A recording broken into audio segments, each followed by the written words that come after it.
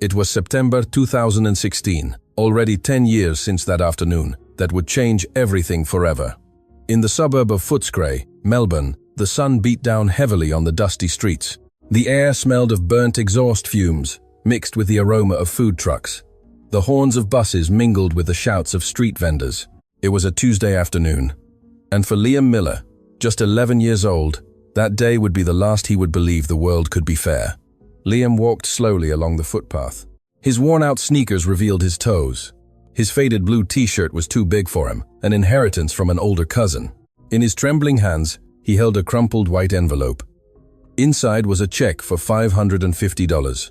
$550 that represented 3 weeks of washing cars at the busy Footscray Road junction, 3 weeks of getting up at 5 inches the morning, 3 weeks of hands cracked by cheap soap and the relentless sun. His mother, Sarah Miller, was 42 and carried a weariness that seemed to be 60. She worked cleaning offices at night, 12 hours for barely $1,000 a week. His father had disappeared 4 years prior, one February night in 2012, leaving only a note on the kitchen table. "Forgive me, I can't do this anymore." Since then, Liam had stopped being a child. That $550 cheque was to buy school uniforms for his 2 younger sisters, Chloe, 8, and Ruby, 6. The school principal had been clear the previous week. No full uniform, no entry after September 15th, he had said firmly. There were only 3 days left. Liam arrived in front of the local bank branch, a small outlet on the corner of High Street. The building had tinted glass windows and a bright green sign. Inside, the air conditioning contrasted brutally with the heat of the street. The floor shone so much that Liam could see the reflection of his dirty face. He wiped his face with the sleeve of his t-shirt before entering. There were 7 people in line. An elderly lady with market bags, 2 men in construction uniforms, a young woman with a baby asleep in her arms, and 3 others looking at their phones with bored expressions. Liam joined the end of the queue. His hands sweated as he clutched the envelope to his chest. He had heard stories of humble people being treated poorly in banks, stories of security guards kicking out those who didn't look right. But his mother had told him this bank cashed checkers without needing an account. "Just go, my boy. Get there early, queue up, and speak softly. Everything will be fine," she had said that morning before going to sleep after her night shift. The line moved slowly, very slowly. Liam observed everything. The 3 tellers worked behind glass windows.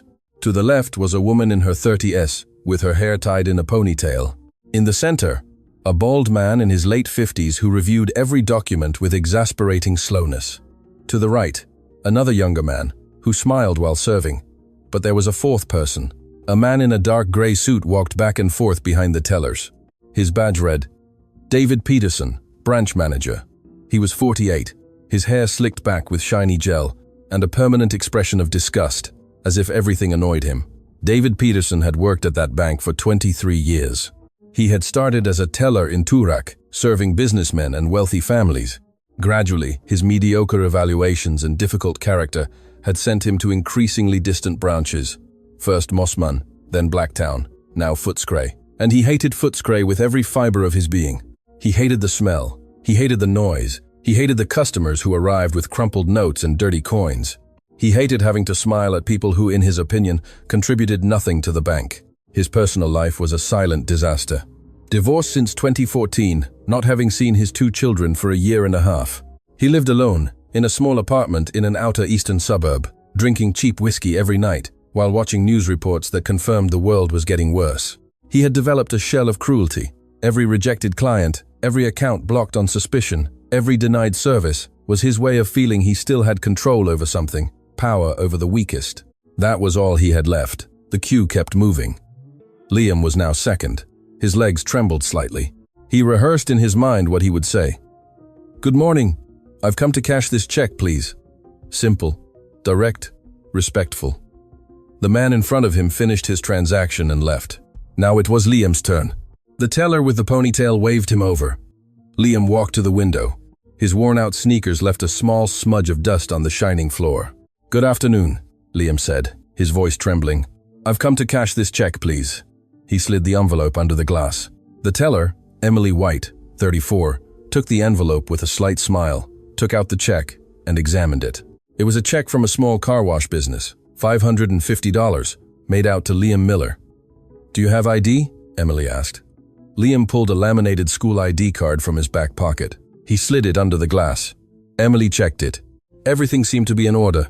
She typed something into her computer. She frowned slightly. The check is from a business. I need to validate it with the manager. Please wait a moment, she said. Liam nodded. Emily got up and walked to where David Peterson was standing. She showed him the check and the ID. From his spot, Liam couldn't hear the conversation, but he saw the gestures. Emily was explaining something. David looked at the check with an annoyed expression. Then he looked at Liam, and at that moment, something changed in David Peterson's eyes. He saw a dirty boy, in old clothes, with worn-out shoes, with black grime under his fingernails, a poor kid from Footscray. Exactly the kind of person who, according to David, abused the system. David took the check and the ID from Emily's hands. He walked to the window where Liam was waiting. He stood in front of the glass. His expression was one of absolute contempt. "This check is fake," he said in a loud, clear voice. Liam's heart stopped. "Pardon?" he managed to say. "It's fake," David repeated, now louder. "Where did you get this? Did you steal it?" The words fell like stones on Liam. He felt the bank walls closing in on him. The 7 people still in line turned to look. The murmur of conversation ceased. "No, sir. I earned it working," Liam said, feeling his eyes begin to sting. "Working?" David let out a cruel laugh. "A child like you? Please, this check is fake, and you probably stole it. I'm not processing this." "Sir, please," Liam felt his voice crack. "It's 3 weeks of washing cars. I need that money for my sister's uniforms. The check is real, I swear it." Tears were already streaming down his cheeks. "Guards!" David shouted. "We have a minor with a fraudulent document." 2 security guards quickly approached. One of them, Mark Jones, 56, looked at Liam with something that resembled pity. The other, younger, simply waited for orders. "David, wait," Emily said from her desk. "Let me call the company. I can verify. Don't waste time with this," David interrupted her. "It's obvious it's fake. Or can't you see? Look how he's dressed. These kids steal and scam." And then David Peterson did something that would be etched in the memory of everyone present. He took the check with both hands, held it in front of Liam, and slowly, deliberately, tore it in half, then into quarters, then into 8 small pieces. The sound of the paper tearing was the only thing heard in the bank. Liam watched 3 weeks of his life being torn to pieces before his eyes. He watched Chloe and Ruby's uniforms vanish. He watched Hope die in pieces of paper falling to the floor. "This is how we treat thieves here," David shouted, throwing the pieces of paper onto the floor. "Now, before I call the police," the silence in the bank was deafening. Liam fell to his knees. He picked up the pieces of paper from the floor with trembling hands. His tears fell on the fragments of the check. His whole body trembled. It wasn't silent crying. It was deep sobs coming from a place of absolute pain. "Please," he whispered. "Please, sir. It's real. I work so hard. My sister's need. Get out." David slammed his hand on the counter. Mark, the older guard, gently placed a hand on Liam's shoulder. "Come on, lad. You better go," he said softly, with genuine sadness in his tone. Liam stood up, put the check pieces in his pockets, and walked towards the exit with his head down. His tears left small dark stains on the shining bank floor. When the glass door closed behind him, the silence in the bank lingered for a few more seconds. Then David turned to the customers who were still waiting. "Next," he said in a normal voice, as if nothing had happened. But something had happened, because among the 7 people who witnessed that cruelty was a man, a tall man, in his 30s, dressed in simple but clean clothes, denim jeans, and a white shirt. He had a serene face, but his eyes shone with a special intensity. No one noticed exactly when he had arrived. No one would remember seeing him enter afterwards. He was simply there at the end of the queue, observing everything. When Liam left crying, that man also left the bank and followed him. Outside, the September sun beat down heavily on Footscray. Liam walked aimlessly for 2 streets. He finally sat on a footpath next to an abandoned food truck. He took the pieces of the check from his pockets and tried to put them together on his lap like an impossible puzzle. It was no use. The check was destroyed. "May I sit here?" a soft voice asked beside him. Liam looked up. It was the man in the white shirt. Up close, Liam could see he had deep, dark eyes, a short beard, and something about his presence conveyed an inexplicable peace. "Yes," Liam replied, wiping his tears with his sleeve. The man sat next to him on the footpath. He said nothing for a full minute, just looked straight ahead, at the street. "I saw what happened inside," he finally said. It was unfair. Liam nodded without looking at him. I worked 3 weeks, he said, his voice broken. 3 weeks for nothing. It wasn't for nothing, the man replied. Do you know why? Liam looked at him, confused. Because every drop of sweat you shed, washing those cars under the sun, every sunrise you got up when other children were sleeping, every blister on your hands, all of that was seen. Every second was seen. By whom? Liam asked. The man smiled slightly. By someone who values your efforts much more than any bank manager. Someone who saw every car you washed, someone who counted every tear you just shed. Liam didn't fully understand, but something in the man's words made him feel less alone. And what good is that? Liam asked. My sisters still don't have uniforms. My mum works 12 hours a day, and it's not enough. I do everything I can, and it's not enough. What good is it if someone sees it if nothing changes? The man remained silent for a moment, then reached into his pants pocket, pulled out a worn leather wallet, opened it, and took out 6 $100 notes. Take these, he said, extending them towards Liam. Liam looked at the money. $600 more than the check was worth. I can't accept this, he said. I don't know you. I haven't done anything for you. Yes, you have, the man replied. You've worked honestly. You've cried for your sisters. You've maintained your dignity even when they tried to take it away. That's worth more than any check. Liam felt a lump in his throat. But why are you helping me? The man put the notes in Liam's hands. Because a long time ago, someone taught me that when you see someone hungry, you feed them. When you see someone naked, you clothe them. And when you see a child crying because he wants his sisters to have uniforms, you help him. Liam took the money with trembling hands. What's your name, sir? He asked, so I can repay you someday. The man stood up. He looked at Liam with infinite tenderness. My name. He paused. You've known my name since you were very young. Listen for it in your heart. I don't understand, Liam said. You will, the man replied. But for now, you just need to know this. That manager tore your check in front of everyone, but he couldn't break what really matters. Your heart is still intact, your effort is still valuable, and your sisters will have their uniforms. Liam felt something strange, a warmth in his chest, an inexplicable certainty that everything would be all right. Thank you, he managed to say. Thank you, sir. The man smiled. He placed his hand on Liam's head in a gesture of blessing. Go home, hug your sisters, and always remember that when someone humiliates you, God lifts you up. When someone denies you justice, heaven returns it to you multiplied. Liam nodded. When he blinked to wipe away his tears again, the man was gone. He looked on both sides of the street. Nothing, as if he had vanished into the warm afternoon air. But the $600 was still in his hands. They were real. Liam ran the 8 streets to his home, a 2-room apartment in an old building with peeling walls. He climbed the stairs 2 at a time, opened the door. Chloe and Ruby were sitting on the floor watching an old television. When they saw Liam, they ran to him. Did you cash the check? Chloe asked. Liam took a deep breath. He pulled out the $600. Yes, he half lied. Better than I expected. The girls shrieked with joy. Ruby jumped, hugging Liam. We're going to have uniforms, she cried.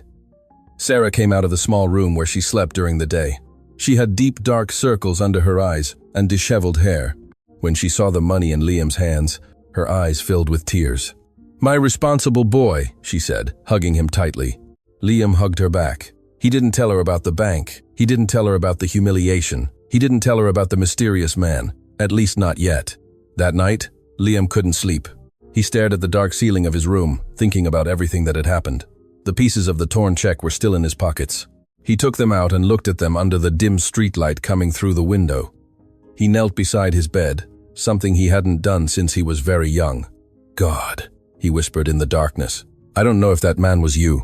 I don't know how these things work, but if you're listening, thank you. Thank you for seeing every second. Thank you for not leaving me alone. A deep peace enveloped him. For the first time in a long time, he slept without worries. What Liam didn't know was that his story was just beginning, and that encounter on the footpath would change not only his life, but that of many other people.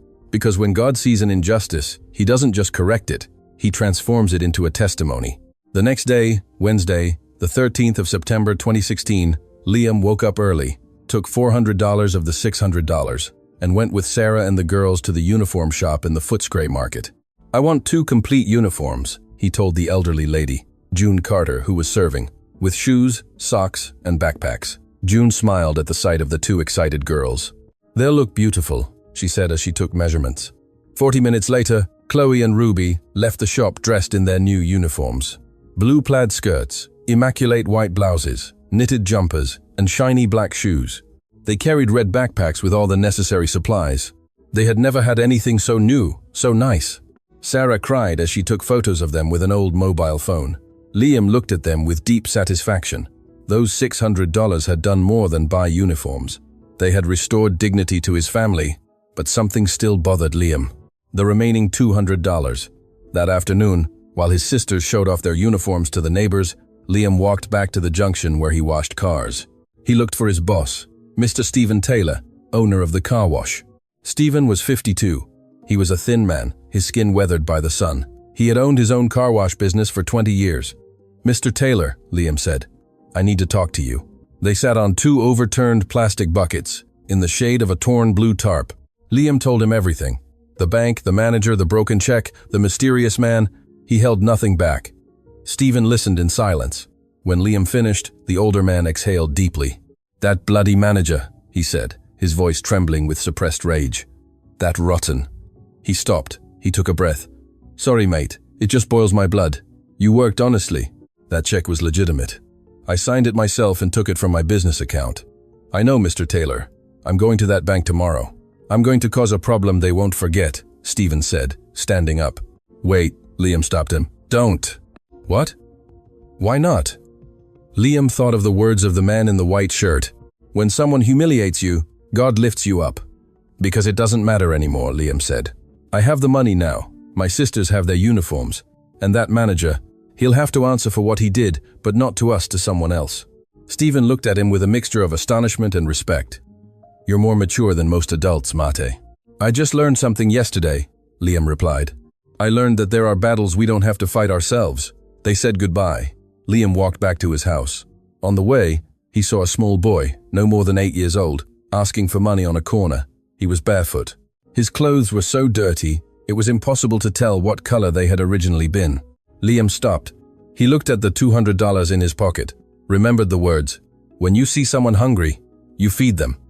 He approached the boy. "What's your name?" he asked. The boy looked at him suspiciously. "Sam," he replied. "Do you have somewhere to sleep tonight, Sam?" The boy shook his head. Liam took out $50 and gave it to him. "Here, go get something to eat and find a safe place to sleep tonight." Sam took the money with wide, surprised eyes. "Why are you helping me?" Liam smiled. "Because someone helped me yesterday and taught me that this is how love works. It's not kept, it's shared." He kept walking. 3 streets later, he saw an elderly woman selling hot jam donuts on a rickety trolley. She only had 3 donuts left on the tray. Her face showed tiredness and despair. Liam bought the 3 donuts for $30. He gave her an extra $20 tip. "God bless you, madam," he said. The woman looked at him with tears in her eyes. "May heaven return to you multiplied what you have in your heart, son." When Liam arrived home, he only had $100 left of the $600, but he felt richer than ever. That night, he knelt beside his bed again. "I don't know if I'm doing things right," he whispered. "But something tells me that giving is better than keeping, that sharing is better than hoarding. If it really was you yesterday on that footpath, teach me to follow this path." Meanwhile, several kilometers away, at the local bank branch, David Peterson was finishing his workday. He closed his office, turned off the lights, and walked to his car in the car park. A 2012 Toyota Camry with scratches on the doors. He sat behind the wheel but didn't start the engine. He stared ahead without really seeing anything. In his mind, the image of Liam crying reappeared again and again. The pieces of the check falling to the floor, the small hands picking up the fragments. He shook his head, trying to erase the image. He was a scammer, he told himself aloud. He probably stole that check. I did the right thing. But the image wouldn't go away.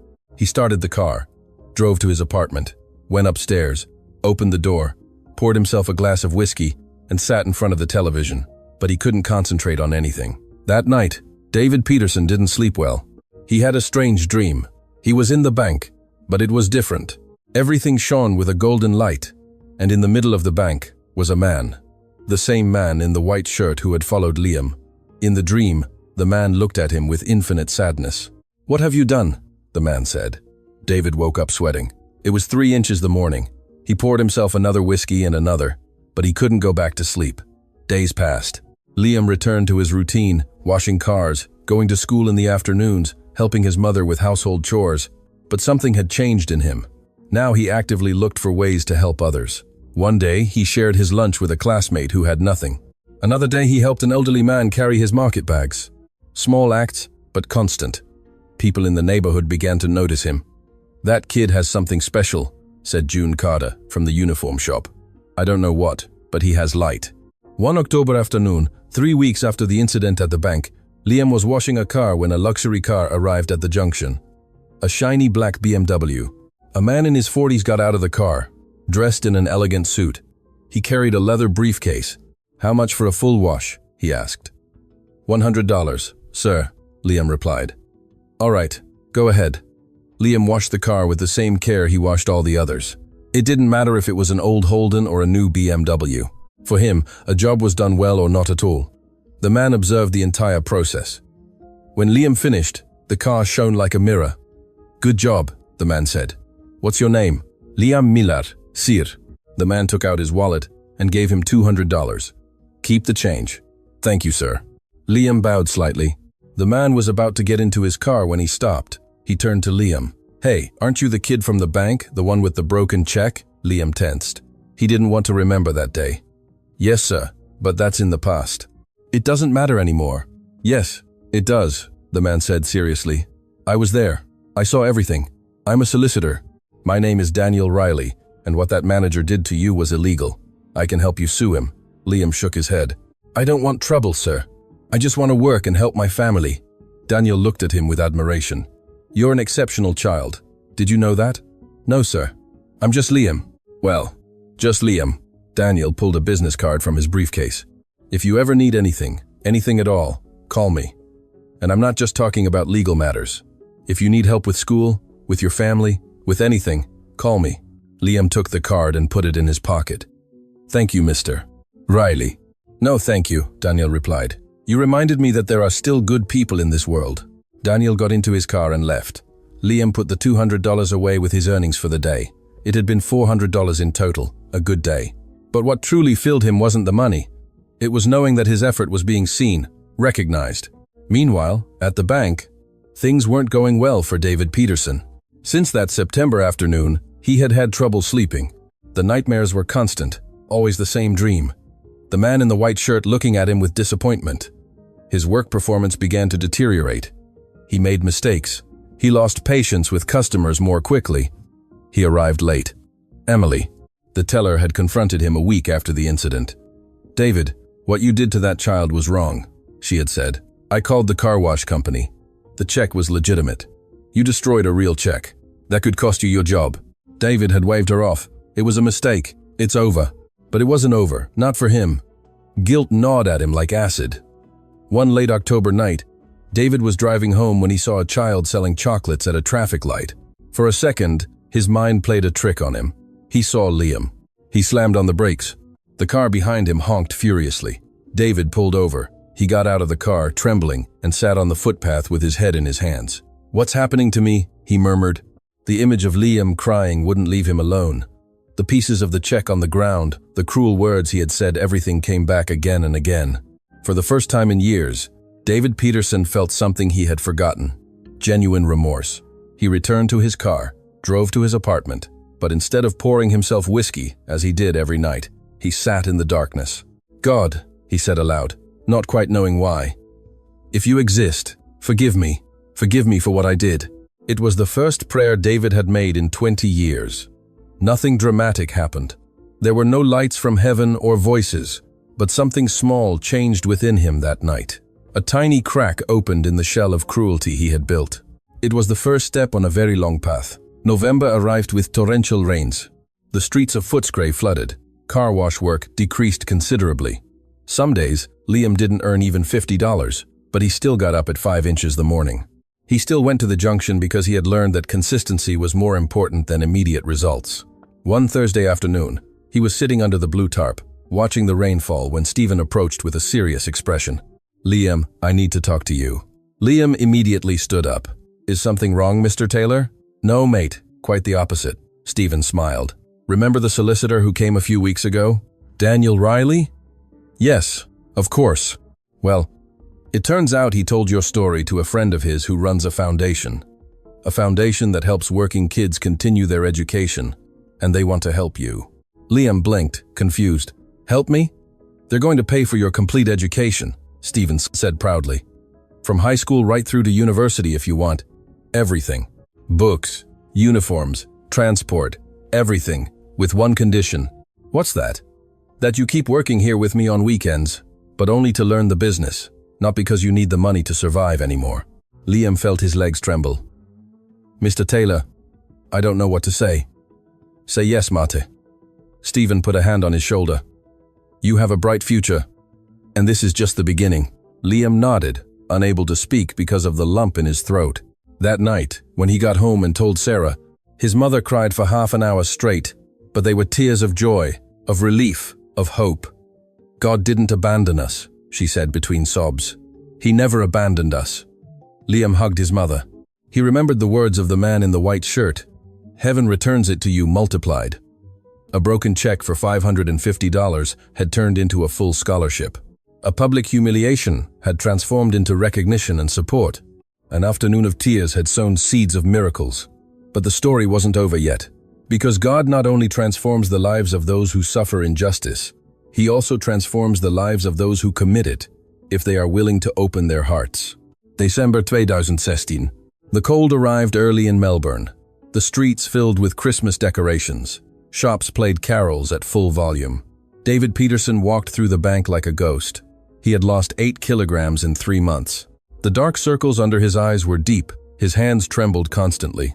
He hadn't touched whiskey since that October night when he prayed for the first time in decades. But sobriety only made the memories clearer, more painful. One Monday morning, December 9, Emily approached his desk. David, this arrived for you, she said, placing a manila envelope down. David opened it. Inside was an official summons, an employment lawsuit. It wasn't from Liam or Stephen. It was from the bank's corporate office. Someone had reported the broken check incident. An internal investigation was underway. David read the entire document. He could lose his job. He could be sued civilly. He could face charges for abuse of authority. He put the document in his drawer, stood up, left the bank, and walked aimlessly for 2 hours. He finally found himself in front of a small church, St. Jude's Church. He had never entered it, although he had passed it thousands of times. He pushed the door. Inside it was empty, only lit candles and the smell of incense. He sat in the last pew, looked towards the altar. There was an image of the crucified Jesus. And for the first time in his adult life, David Peterson cried. It wasn't silent crying. It was deep sobs that shook his entire body. He cried for the child he had humiliated. He cried for his own children whom he hadn't seen. He cried for the bitter man he had become. Forgive me, he whispered through tears. Forgive me, forgive me, forgive me. He didn't know how long he was there. Maybe an hour, maybe more. When he finally wiped his tears and looked up, there was a priest sitting next to him. An older man in his 70s, with white hair and kind eyes. Son, he said softly, do you want to talk? And David spoke. He told him everything. The divorce, the resentment, the bitterness, the incident with Liam, the nightmares, the guilt. Father Michael listened without interruption. When David finished, there was a long silence. Do you know what your problem is, son? Father Michael asked. What? That you think your sin is greater than God's forgiveness? David shook his head. Father, I destroyed a child's hope. I literally broke his effort into pieces. How is that forgiven? In the same way everything else is forgiven, the father replied. With genuine repentance and corrective action. You have cried. That is repentance. Now, for the action. What action? Seek out that child, ask for his forgiveness, and do something to repair the damage. David thought about it. It seemed impossible, humiliating, terrifying, but also necessary. What if he rejects me? He asked. What if he hates me? Then you will learn that there are consequences for our actions, Father Michael said. But you will also learn that the first step towards redemption is the most difficult, and sometimes that step has to be on your knees. David nodded slowly. Thank you, Father.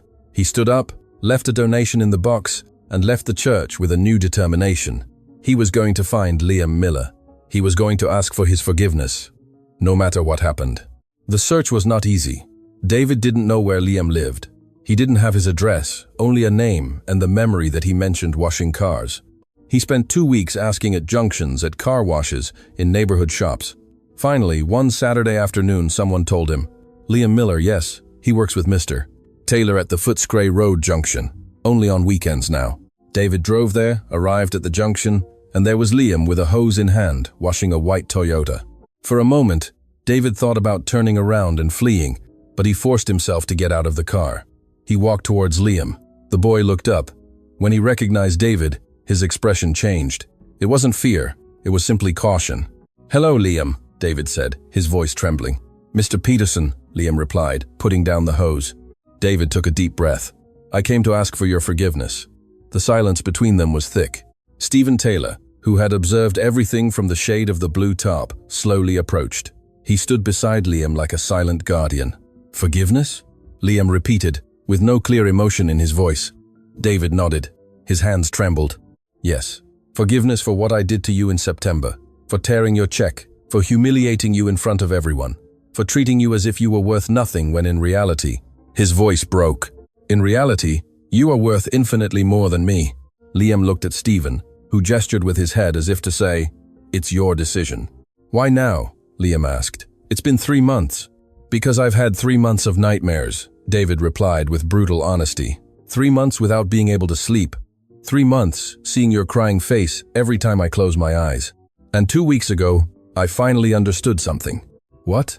"That the greatest harm I did to you wasn't tearing your check, it was trying to break your dignity. And that is unforgivable. But even so, I've come to ask for it." Liam looked down.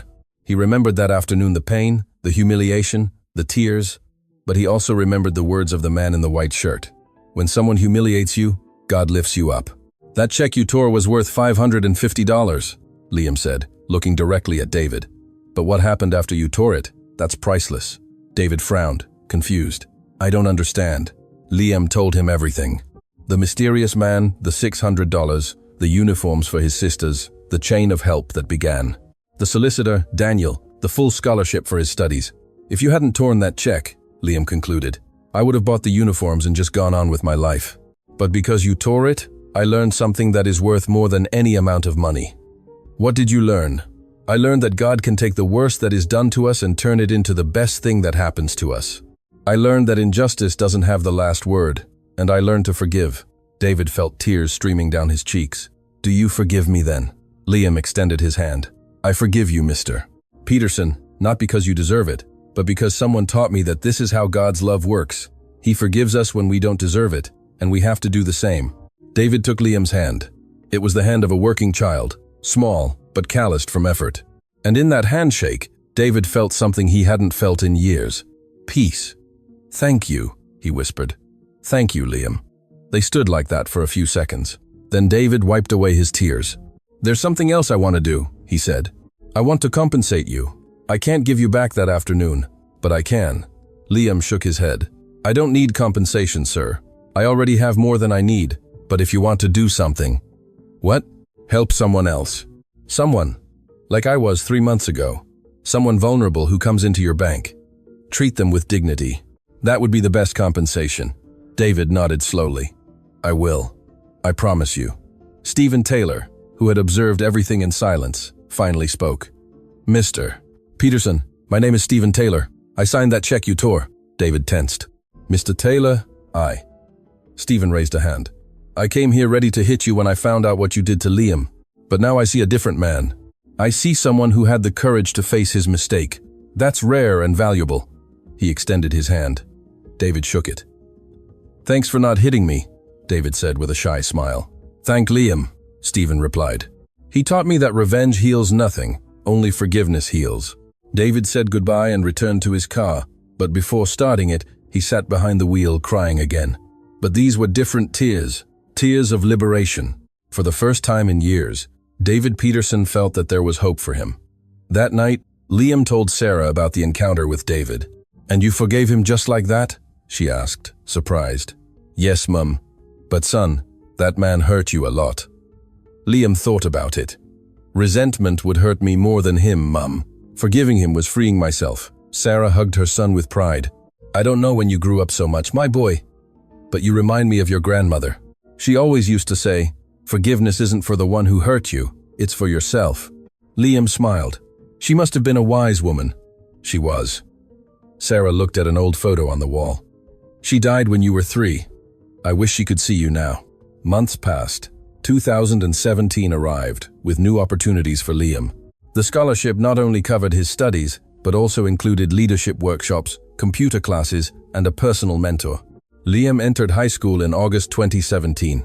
He was the best student in his year from day one, not because he was naturally brilliant, although he was, but because he worked harder than anyone else.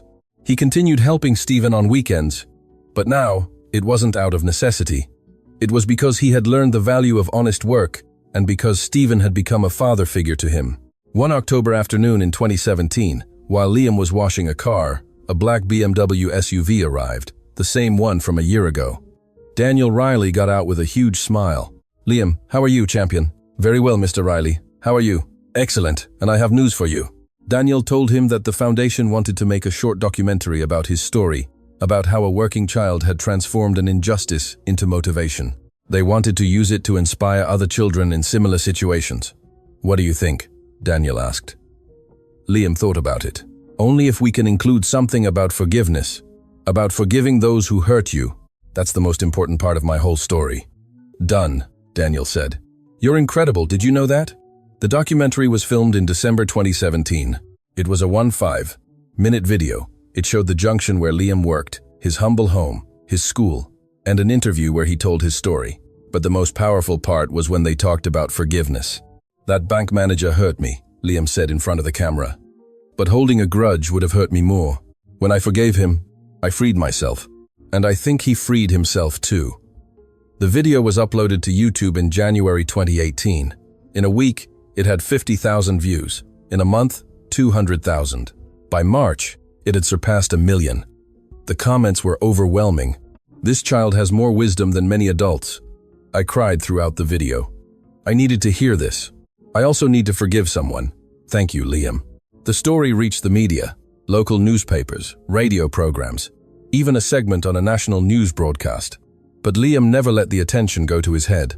He remained the same humble boy, still going to school, still helping Stephen, still sharing the little he had with those who had less. Meanwhile, David Peterson was also changing. After asking Liam for forgiveness, something inside him was unleashed. He began attending St. Jude's Church every Sunday. He took a course in anger management and assertive communication, and most importantly, he called his children. The first call with his eldest son, David Jr., 16, was difficult. "Why are you calling now, Dad?" the young man had said in a cold voice. "It's been almost 2 years. I know, and I'm sorry. I'm sorry I abandoned you. I'm sorry I let my bitterness destroy our family. But I'm changing, and I want you to give me a chance to prove it to you." There was a long silence. "Why now?" David told him about Liam, about the broken check, about the nightmares, about the forgiveness received from an 1-year-old boy. "If that child could forgive me after what I did to him," David said, "maybe you can too. I'm not asking you to forget, I'm just asking for a chance." David Jr. agreed to see him. It was a slow process, awkward at first, but little by little, the relationship began to rebuild. By mid-2018, David was seeing his 2 children every 2 weeks. It wasn't perfect. There were wounds that would take years to heal, but it was a start. And at the bank, David also changed. He became the most patient manager in the entire branch. When someone humble, someone nervous, someone vulnerable arrived, David personally attended to them, with respect, with dignity. "Do you need help filling out this form?" he would ask kindly. "Don't worry if you don't have all the documents today. We can schedule another appointment. This process may seem complicated, but I will guide you step by step." Customers noticed the change. Complaints against the branch decreased. Satisfaction ratings went up. Emily, the teller, approached him one day. "I don't know what happened to you, David, but you're a different person." David smiled. "And one-year-old boy happened to me. He taught me more about God in 5 minutes than everything I learned in 40 years. One Saturday in June 2018, David went to the Footscray Road junction again. He was looking for Liam. He found him helping Stephen organize cleaning products. "Hello, Liam," David greeted. "Mr. Peterson." Liam smiled. "How are you?" "Well. Very well, in fact. I came to tell you something." They sat on the plastic buckets, just like months ago. "Thanks to you, I got my children back," David said. Thanks to you, I changed the way I treat people. Thanks to you, I believed in God again. Liam shook his head. It wasn't me, Mr. Peterson. It was God working through everything that happened, perhaps. David pulled an envelope from his jacket. But I still want to give you this. Liam opened the envelope. Inside was a check for $5,000. What is this? It's what I calculate your time, your effort, and your dignity were worth that September day. With interest of humility, use it as you wish. Liam looked at the check, then at David. There's a condition, he said. What? That this money isn't just for me, that it's to create something that helps other children like me. David smiled. That sounds perfect. What do you have in mind? Liam thought about it. A fund. A fund to help working children who want to study but don't have the resources. You put in the first $5,000, I'll put in what I can, and we'll ask others to contribute. David extended his hand. Deal. And so the Liam Miller Fund was born, a small fund administered by Daniel Riley's foundation. The objective was simple, to help working children continue their education. David's first $5,000 was the seed. Then Daniel contributed another $10,000. Stephen, $1,500. Some bank customers who heard the story contributed small amounts. By December 2018, the fund had $32,000, enough for scholarships for 3 children for a full year. Liam participated in the selection of the beneficiaries. He met each child personally. He gave them the news himself. They're going to help you with your studies, he told a 10-year-old girl named Valerie, who sold chocolates at the station. You just have to promise something. What? She asked with wide eyes. That when you grow up and you can, you'll help someone else. That's how it works. It's not a favor. It's a chain of love. Valerie nodded with tears in her eyes, and the chain continued. 2019 arrived with more blessings. Liam finished high school with the best average in his school. He won a state-level essay competition with a text titled The Power of Forgiveness, and was invited to give a talk at a social entrepreneurship event. He was 14 and already inspiring hundreds of people, but he never forgot where he came from. He never forgot his mother's calloused hands, the smell of soap from the junction, the nights of toast with Vegemite. Humility isn't remembering that you were poor, Stephen told him one day. It's remembering who lifted you up when you were down. And I will never forget it, Liam replied.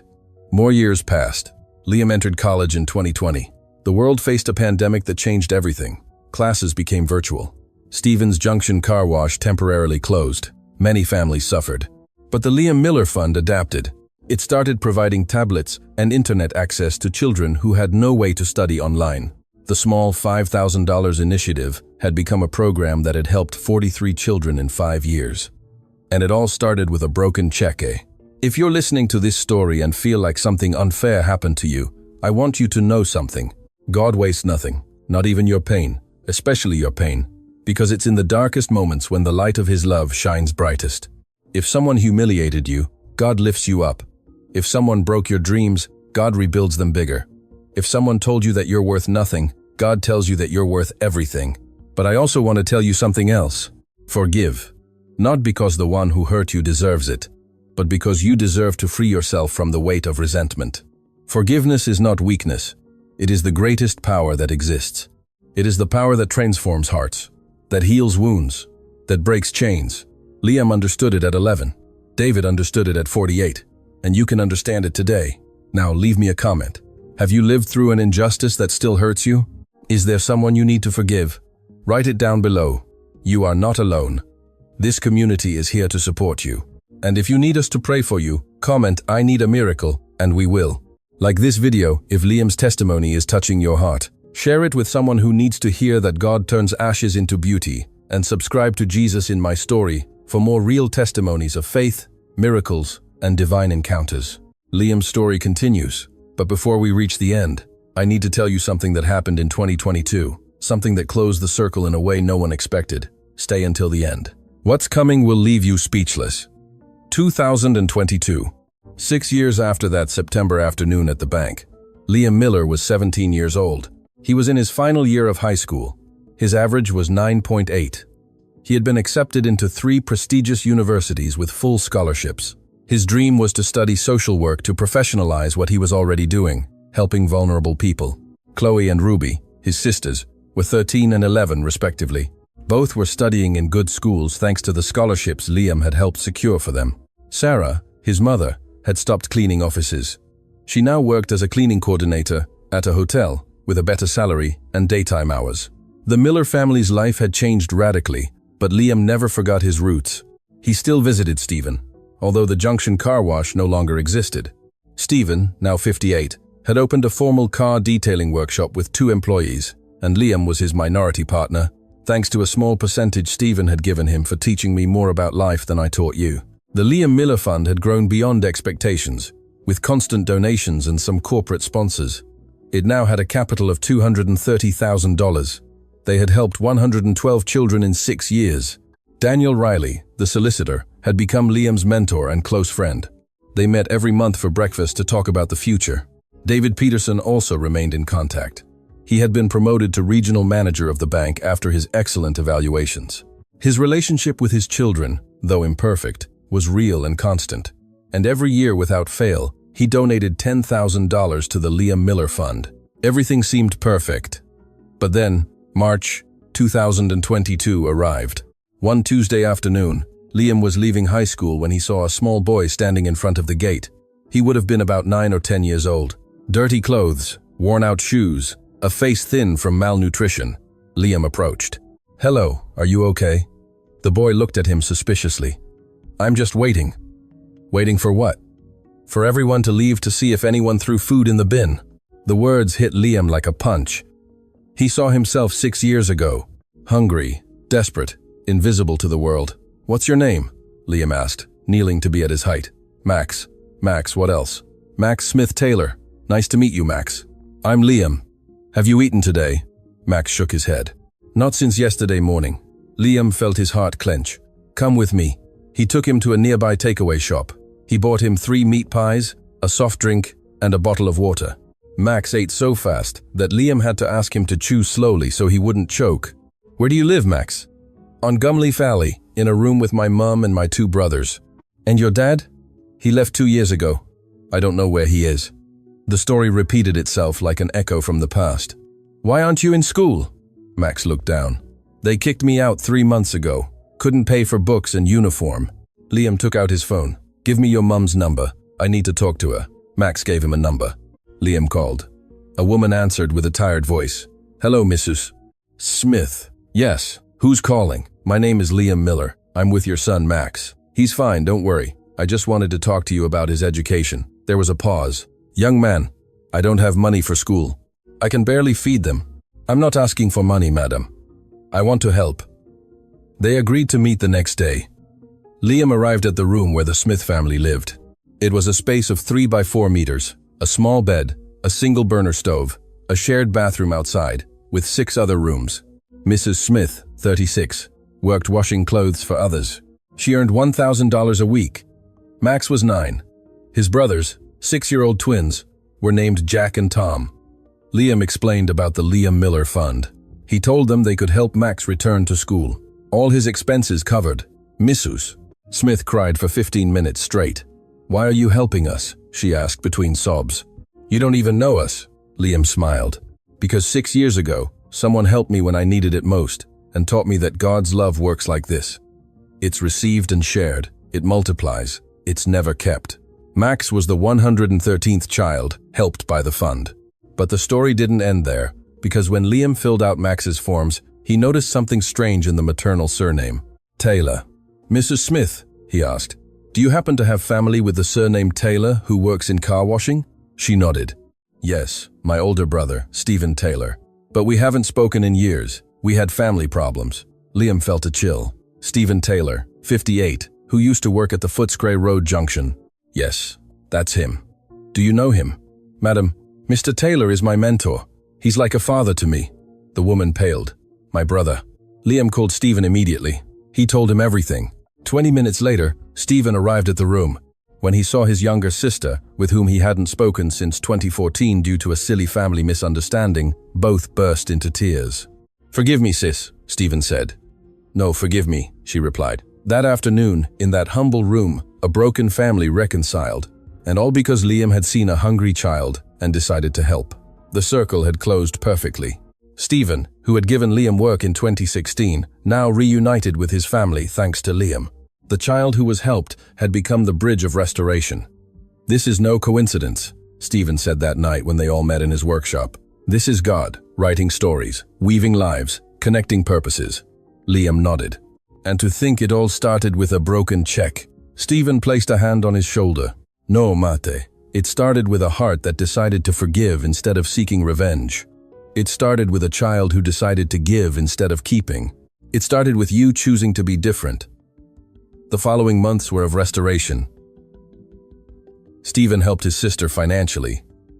He got her a better job in a formal laundry. The 3 children, Max, Jack, and Tom, entered schools with full scholarships, and the Smith-Taylor family began to heal. In June 2022, Liam graduated from high school with honors. At the ceremony, he asked for permission to say a few words. He stepped onto the podium in front of 300 people. He searched the audience.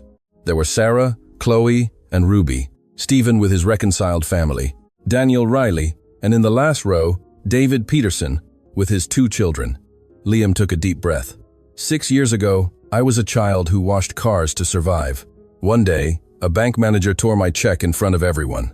He humiliated me, made me feel like I was worth nothing. He saw David lower his gaze. But that same day, a stranger gave me $600 and taught me about God's love. And since then, my life has been a chain of miracles.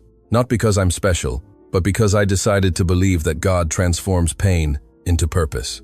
The audience listened in absolute silence. Today I graduate with honors.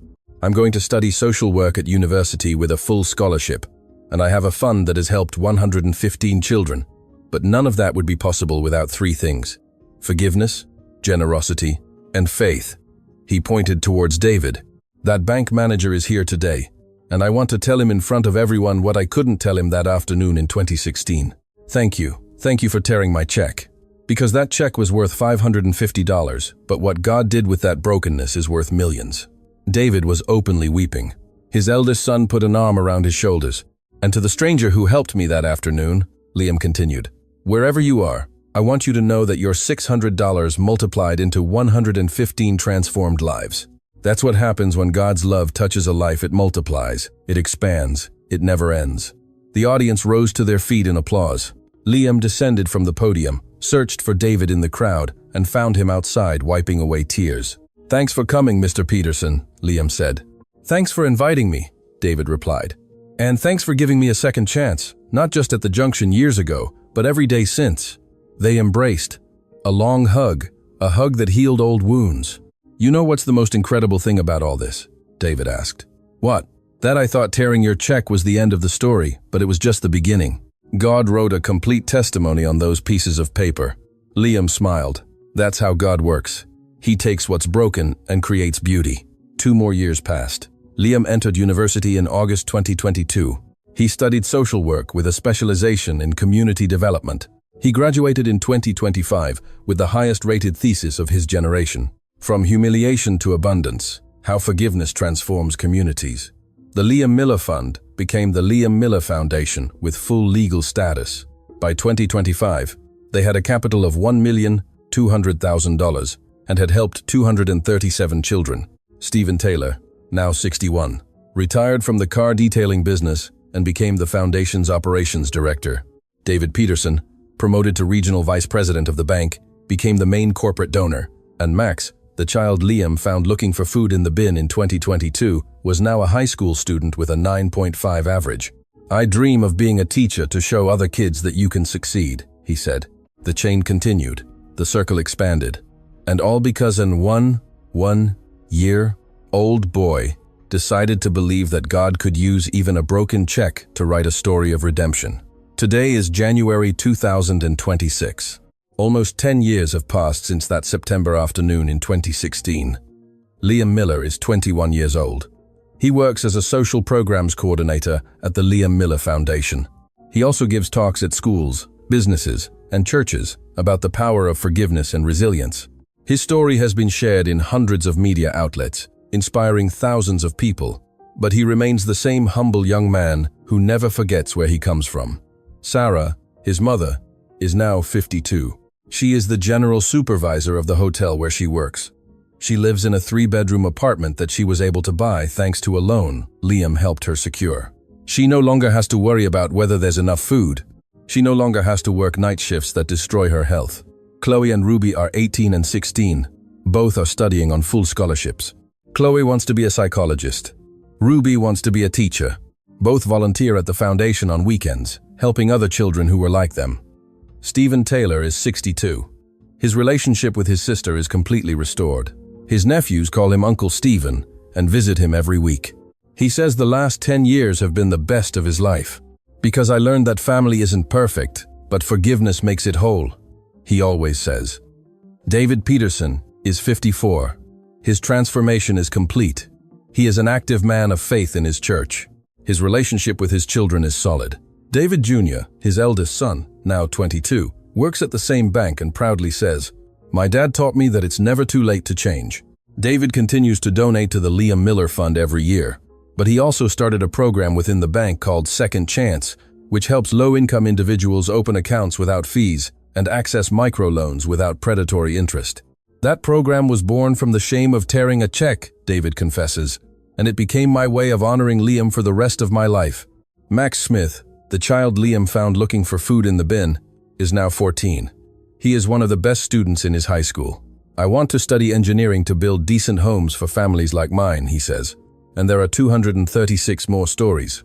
236 children who were helped by the foundation, each with their own story of transformation, each multiplying the love received. But there's something Liam has never told publicly, something only Sarah, Stephen, and Daniel know. In September 2025, exactly 9 years after the broken check incident, Liam was giving a lecture at a university. He was speaking about resilience and forgiveness in front of 200 students. At the end, an older man approached. He was in his late 60s, white hair, short beard, deep, dark eyes. "Hello, Liam," he said with a smile. Liam looked at him. There was something familiar about that face, something that sent a shiver down his spine. "Do I know you?" he asked. "We met a long time ago on a footpath in Footscray. You were crying over a broken check. I gave you $600. Liam's heart stopped. You are." The man nodded. "I've followed your story for these 9 years. I wanted to see what you would do with that $600. And I must say, you surprised me. You multiplied it in ways I never imagined." Liam felt tears begin to fall. "I've wanted to find you for years to thank you, to return your money multiplied too." The man raised a hand. "I don't need any of that, Liam. I just wanted you to know something important." "What?" "That afternoon on the footpath, I was also broken. I had just lost my wife to cancer. I had lost my faith.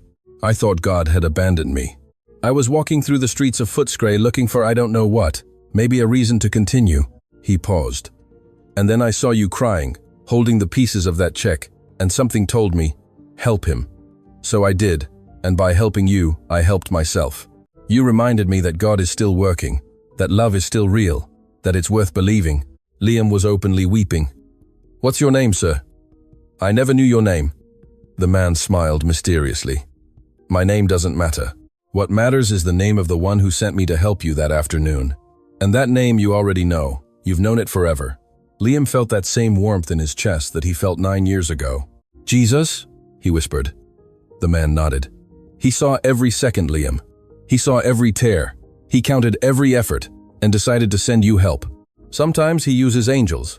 Sometimes he uses strangers. Sometimes he uses bank managers who break checks to create testimonies that inspire thousands. He placed a hand on Liam's shoulder. "Keep doing what you do. Keep multiplying love. Keep forgiving the unforgivable. Keep believing when others doubt, because that is your mission.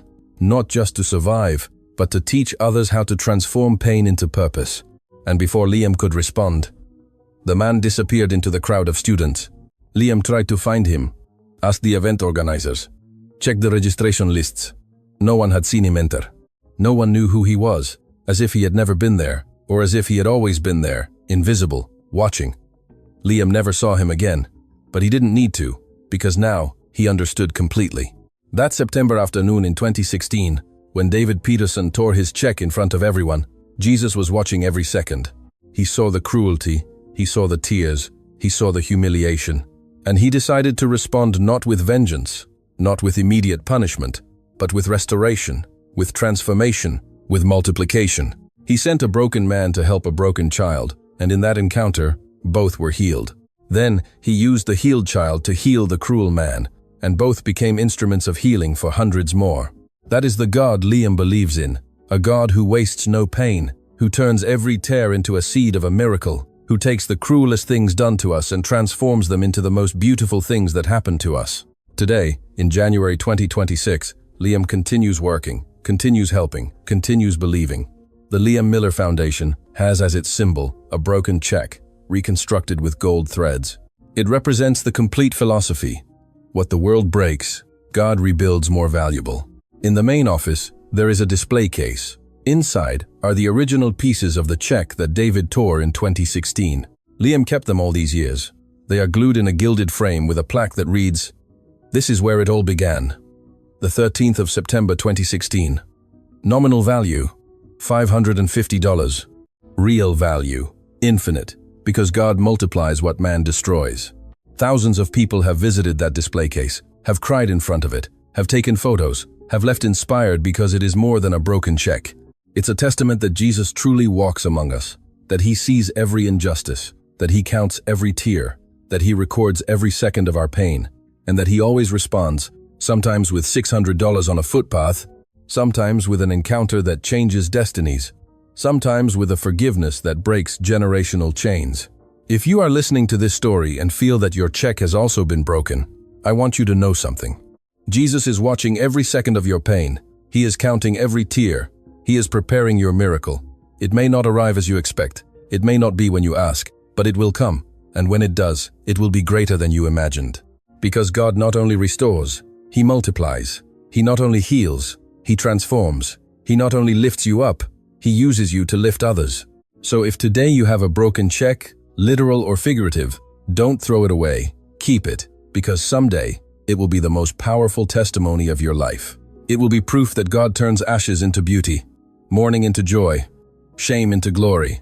Liam Miller knows it, David Peterson knows it, Stephen Taylor knows it, Max knows it, and the 237 children helped know it. Now you know it too.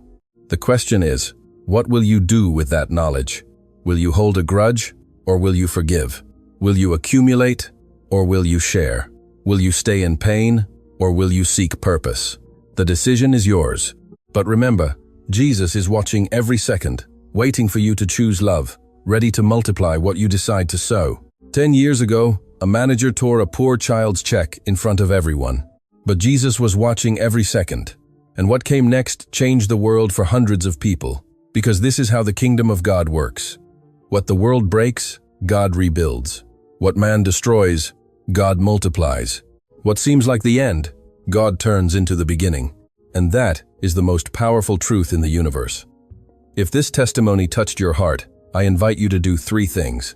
First, subscribe to Jesus in My Story and activate the bell to receive new testimonies. Every week, every story will remind you that you are never alone and that God is still doing miracles today. Second, share this video with someone who needs to know that God turns pain into purpose. Tag that person in the comments. It might be exactly the message they need to hear today. Third, leave me your testimony. What has been your broken cheque? When you felt all was lost, but God lifted you up. Tell me in the comments. Your story can inspire thousands. And if you are going through a difficult time right now, if you feel that your check has also been broken, leave a comment with, "I need a miracle," and this community of faith will pray for you. Remember, Jesus walks among us. He is in the face of the needy, in the helping hand, in the forgiving heart, in the stranger who appears just when you need them most. He is in your story too. May God bless you, protect you, lift you up, and use you to multiply his love in this world that needs it so much. Never forget, what the world breaks, God rebuilds more beautifully. Amen.